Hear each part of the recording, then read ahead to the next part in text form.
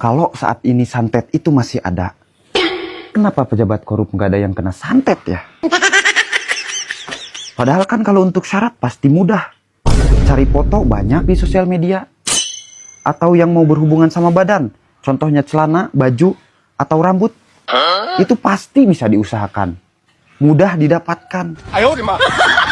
Tapi kenapa pejabat korup nggak ada yang kena santet ya? Apa karena mereka sama-sama setan? Ataukah santet hanya untuk orang-orang miskin? Tak paham lah saya. Dan ada lagi yang katanya orang-orang yang bisa menggandakan uang. Kenapa mereka tidak menggandakan untuk diri mereka sendiri?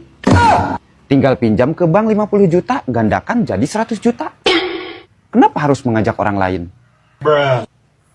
Dan parahnya, kenapa ada orang-orang yang percaya